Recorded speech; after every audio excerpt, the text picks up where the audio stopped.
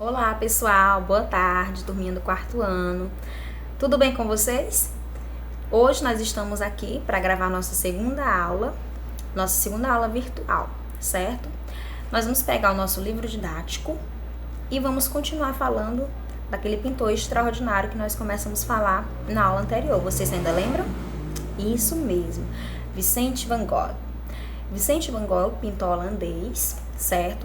Pós-impressionista, que tem características marcantes de pintura, com cores expressivas, pinceladas livres, né? Ele expressava seus sentimentos através da arte e pintava suas impressões do mundo. Então, ele olhava para o mundo, o que ele compreendia do mundo, ele eternizava em uma obra, em uma pintura, certo? E a gente analisou na aula anterior uma das obras mais famosas de Van Gogh, que eu falei para vocês, que é A Noite Estrelada, e a gente viu lá as pinceladas dele, como que ele pintava o céu à noite, né, os astros que ele representou, o cipreste, o vilarejo, que era um vilarejo fictício, e a gente viu todas as características naquela obra, certo? Lembrem aí. E hoje nós vamos seguir um pouquinho adiante, mas vamos continuar falando de Van Gogh, porque, como eu disse a vocês no vídeo anterior, ele tem uma história vasta, bem longa. Não foi isso que eu disse a vocês? Eu disse a vocês no vídeo anterior que Van Gogh, ele tinha muitas inquietudes. A cabeça dele era pequena para tanta coisa que tinha dentro. E como que ele resolvia isso? Ele extravasava, ele colocava para fora aqueles sentimentos que ele tinha dentro da sua mente, da sua cacholinha. E hoje nós vamos conhecer outras obras de Van Gogh, né? Na página 20, é isso. Lá na página 20, que é essa aqui do livro de vocês, peguem aí, por favor. Nós vamos observar mais 3 obras de Van Gogh, certo? A primeira obra que nós vamos analisar é essa aqui, Campo de Trigo com Corvos, ou Trigal com Corvos, em alguns lugares a gente encontra essa denominação também. Nessa obra, a gente vai observar, mais uma vez, as pinceladas livres de Van Gogh, as linhas sinuosas, linhas com movimento, que a gente identificou também na obra anterior. Vamos observar o céu de Van Gogh, só que dessa vez esse céu não está estrelado, né?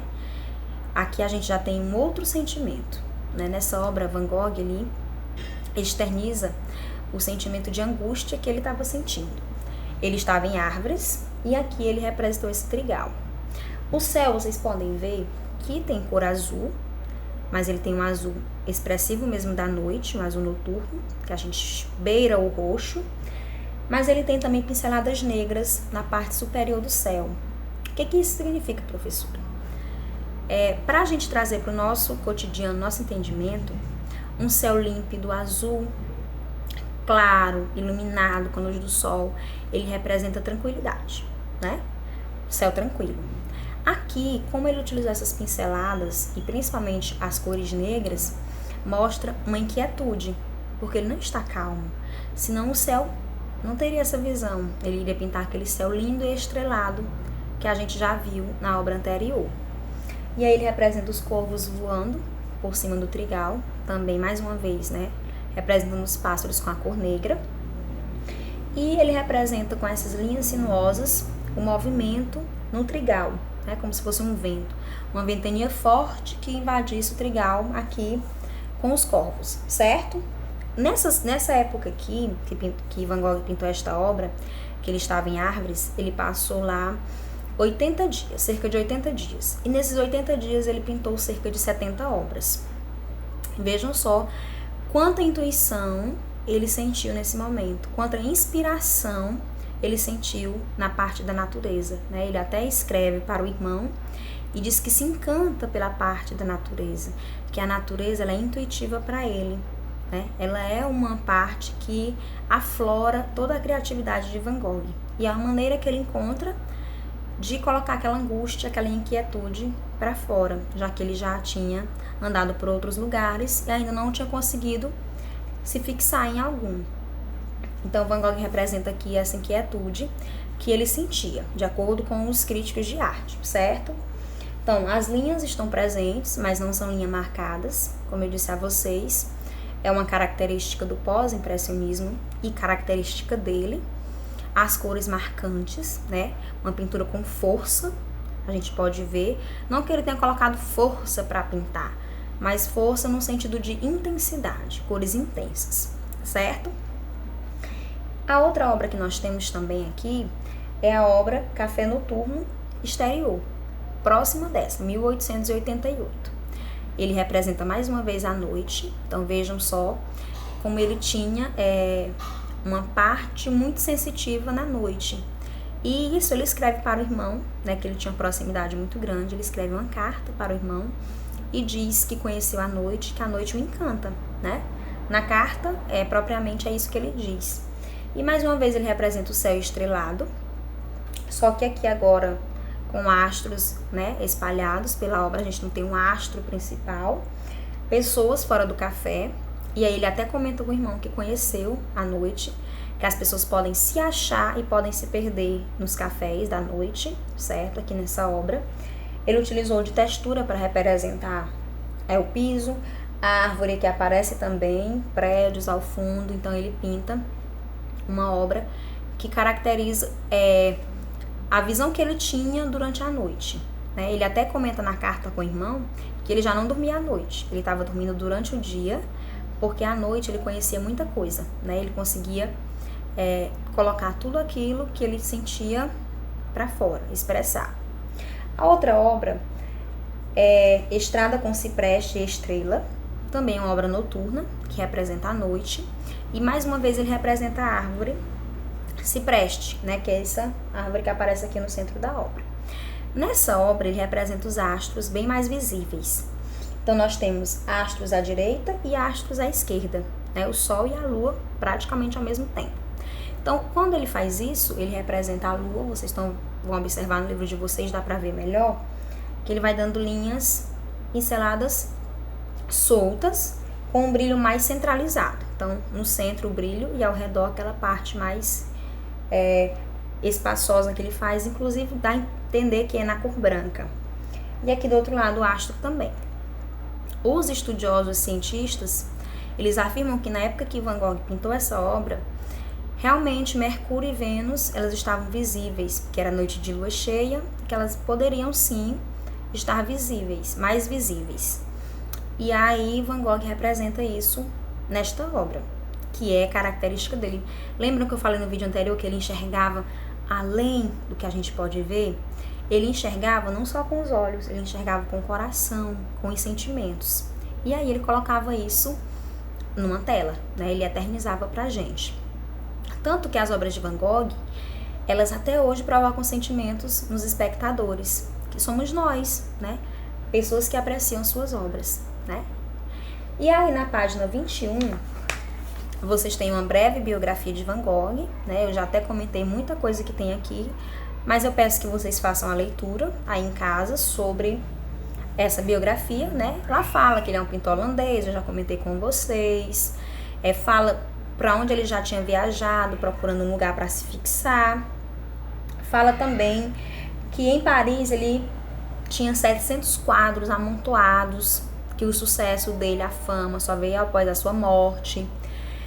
Depois que ele morreu, perceberam quão grandiosas eram as obras que ele pintava, né? Então, quando a gente estuda a história de Van Gogh, a gente fica maravilhado com tanta coisa que ele conseguiu expressar em uma pintura, gente, certo? Por isso, alguns críticos dizem ele ser um pintor expressionista, tá? E uma curiosidade aqui, já que eu comentei com vocês que ele só ficou famoso após a morte, é que Van Gogh, ele se tratava com um médico, ele fazia terapia com um médico, e aí ele gostava muito desse médico, tinha uma amizade muito boa por ele, e ele resolveu pintar um retrato do médico, né? Ele tinha essa característica, ele pintava retratos e presenteava. E assim ele fez, presenteou o médico com um retrato. Só que o médico não compreendeu bem que retrato era aquele, porque ele colocava muitas cores. Vocês vejam aí que as cores dele são muito expressivas, são cores marcantes, né? Cores fortes mesmo. E ele não compreendeu. E aí resolveu deixar o quadro jogado lá pela despensa de sua casa. Mais tarde, anos depois, ele vende a casa E as pessoas, novos moradores da casa, encontram a tela lá jogada, sem serventia nenhuma, até que um dia apareceu um buraco no galinheiro. E eles pensaram em quê para tampar o buraco? Na obra de Van Gogh, certo? Graças aos olhares afinados de pessoas, de críticos de arte, essa obra foi resgatada do galinheiro e ela está hoje no Museu da Holanda, fazendo parte do acervo de obras de Van Gogh. Então vejam como ele era desvalorizado na época dele, ele não recebia o valor de quão grande artista ele era. E aqui nós temos mais uma obra na página 21, que é o vaso com girassóis. E aí eu comento muito para vocês que ele era apaixonado pela luz, né? Mesmo à noite ele conseguia representar a luz. E aqui ele representa os girassóis. Trazendo para os significados dos girassóis pra gente, né? O que o girassol representa? Luz. Ele está sempre voltado para a luz. Ele está sempre procurando luz. E Van Gogh também era assim. Ele estava sempre procurando uma luz, uma intuição, certo? E aqui ele representa os girassóis, vocês podem observar em casa, porque dá para ver melhor no livro de vocês. Que Van Gogh, ele não representa os girassóis com aquela cor dourada, aquele amarelo dourado que a gente vê. Ele representa a sua visão, então a sua impressão dos girassóis. Ele olhou, se impressionou e pintou a impressão que ele teve desses girassóis, tá? Representando mais uma vez a luz. E vocês aí em casa vão olhar bem para a obra de Van Gogh, o vaso com girassóis, e vão representá-la aqui do lado, nesse quadro pequeno, tá? Depois que vocês fizerem isso, vocês voltem ao vídeo, que a gente vai continuar analisando Van Gogh, só que a gente vai dar um pulinho de páginas. Nós vamos para a página 25. Mais uma obra de Van Gogh aqui.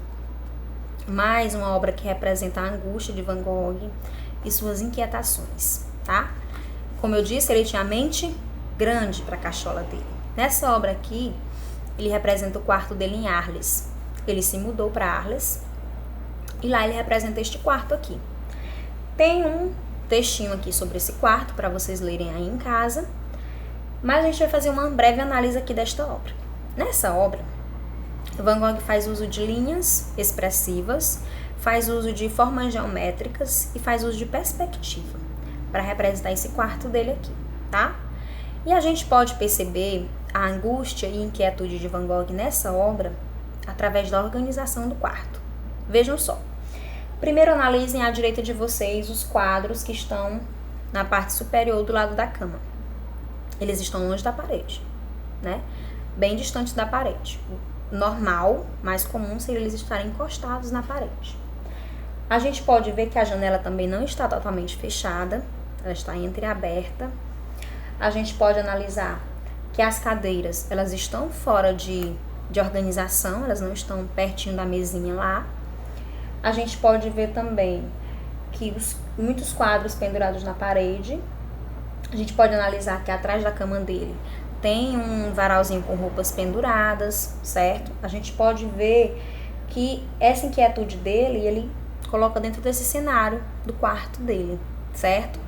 Então, o Van Gogh, ele expressou os seus sentimentos no quarto em Arles, que era como ele sentia, a impressão que ele tinha do ambiente que ele estava, porque ele ficou muito tempo fechado aqui dentro desse quarto. Então, ele resolveu pintar isso também, certo? Tem umas perguntinhas aqui na parte inferior da folha que eu vou fazendo para vocês e vocês vão analisando aí em casa. A primeira é quais são as formas geométricas mais evidentes no quarto em Arles, nessa obra aqui. Aqui vocês conseguem perceber. A segunda, quais as cores predominantes, na verdade, qual a cor que predomina mais nessa obra. Terceira, o que podemos dizer sobre a ambientação do quarto, sobre o ambiente, a organização, né? Geralmente, ambientes desorganizados mostram que a gente também está um pouco desorganizado. Então, Van Gogh ele representou o quarto não organizado, vamos dizer assim, para representar toda essa inquietação da sua cachola, tá? E a última pergunta, o que parece fora do lugar? O que vocês acham que está fora do lugar nessa obra, tá? Respondido isso, vocês vão... Respondido oralmente, tá, gente? Não precisa escrever. Vocês vão para a página 22. Lá na página 22, nós temos uma atividade para ser realizada por vocês. Essa atividade pede para vocês desenharem o quarto de Van Gogh. Só que eu não quero o desenho do quarto de Van Gogh. Eu quero que vocês desenhem o quarto de vocês, tá? Então, vocês vão numa folha de Chamex, folha 4, desenhar e colorir o quarto de vocês e nomear o quarto colocando o seu nome e mandar para o meu PV, mandar a fotografia da sua obra, certo? Eu sei que você vai brilhar na sua atividade, você vai colorir também com cores marcantes, cores fortes, assim como o nosso pintor extraordinário fez. Então, eu aguardo o trabalho de vocês, um beijo e espero que a gente se encontre logo, logo pessoalmente. Tchau, tchau, gente!